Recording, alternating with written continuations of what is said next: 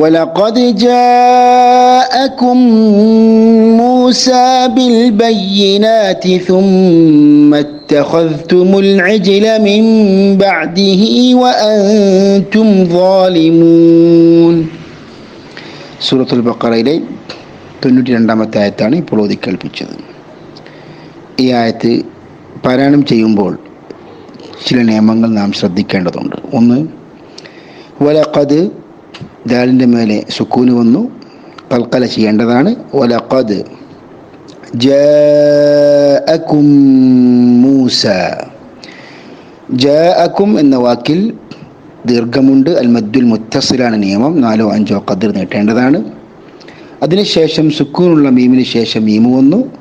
അൽ ഇദ്ഗാം അഷ്ശഫവി അല്ലെങ്കിൽ ഇദ്ഗാം മുതമാസിലൈൻ സഗീർ എന്നാണ്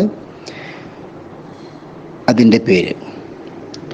അവിടെ സുക്കൂനുള്ള മീമിനെ മീമിൽ ലയിപ്പിച്ച് മണിച്ചു കൊണ്ട് ഓതേണ്ടതാണ്. വലഖദ് ജാഅകും മൂസ ثم اتخذتم. ഷദ്ദുള്ള മീമിനെ 2 ഖദർ മണിക്കേണ്ടതാണ്. ഇത്തഖദ്തും, ഖാഇൻ്റെ മേലെ ഫത്ഹുണ്ട്, കനപ്പിക്കാൻ പ്രത്യേകം ശ്രദ്ധിക്കേണ്ടതാണ്. ثم اتخذتم. ഇത്തഖദ്തും എന്ന വാക്ക് കൂട്ടി വായിക്കുകയാണെങ്കിൽ മീമിന് വമ്മ് നൽകേണ്ടതാണ്.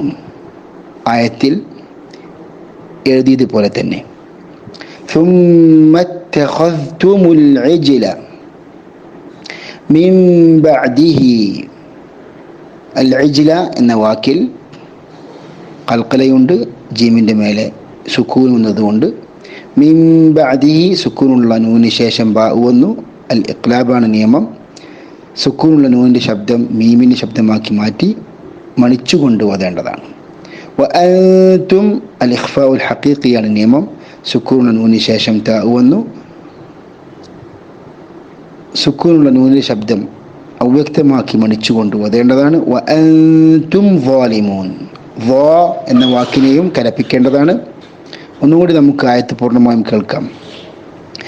وَلَقَدْ جَاءَكُمْ مُوسَى بِالْبَيِّنَاتِ ثُمَّ اتَّخَذْتُمُ الْعِجْلَ مِنْ بَعْدِهِ وَأَنْتُمْ ظَالِمُونَ.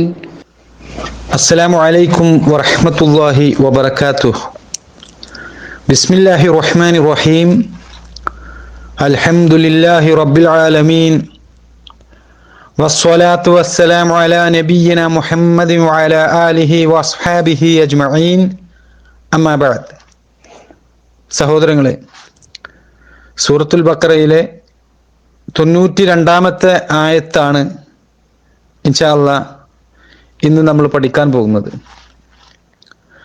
വലഖദ് ജാഅകും മൂസാ ബിൽ ബയ്യിനാതി സുമ്മ അത്തഖദ്തുമുൽ ഇജ്ല മിൻ ബഅദിഹി വഅൻതും ളാലിമൂൻ.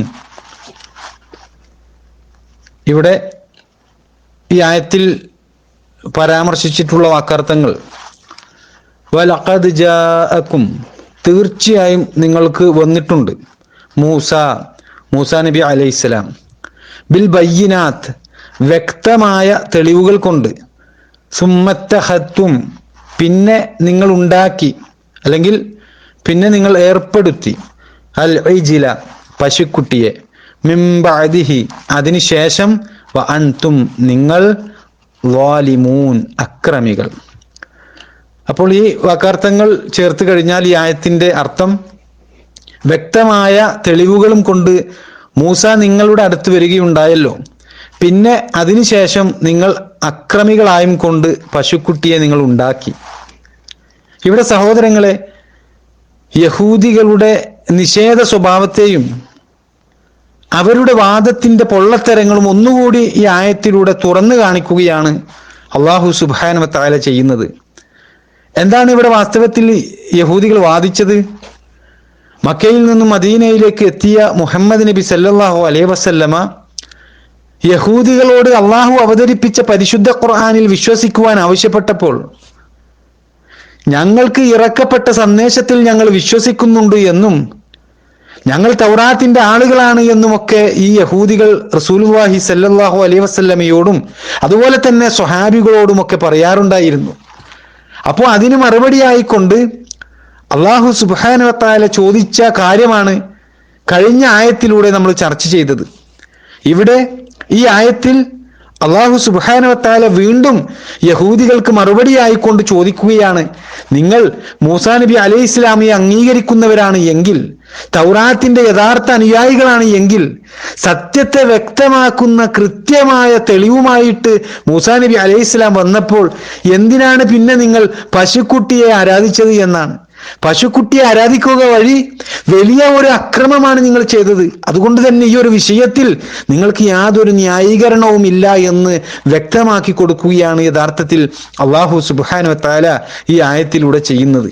അപ്പൊ സഹോദരങ്ങളെ, വാസ്തവത്തിൽ ഇസ്രായേൽ ജനതയിലേക്ക് കടന്നു വന്ന വലിയ മഹത്വവും സ്ഥാനവുമുള്ള ഒരു പ്രവാചകനാണ് മൂസാ നബി അലൈഹിസ്സലാം.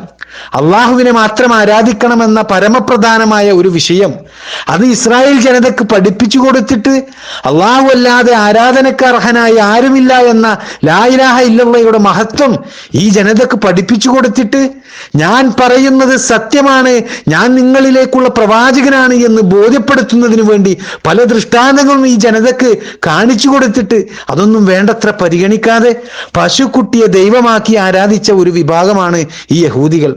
ഈ ചരിത്രം മൂസാ നബി അലൈഹി ഇസ്ലാമയുമായി ബന്ധപ്പെട്ടുകൊണ്ട് ഇതിനു മുമ്പുള്ള ആയത്തിലൂടെ അള്ളാഹു സുബ്ഹാനഹു വ തആല നമുക്ക് പറഞ്ഞു തന്നത് അത് നമ്മൾ കൃത്യമായി ഇതിനു മുമ്പ് പഠിച്ച വിഷയങ്ങളാണ്. അതുകൊണ്ട് ആ ചരിത്രത്തിലേക്ക് ഇപ്പോൾ വീണ്ടും നമ്മൾ പ്രവേശിക്കുന്നില്ല.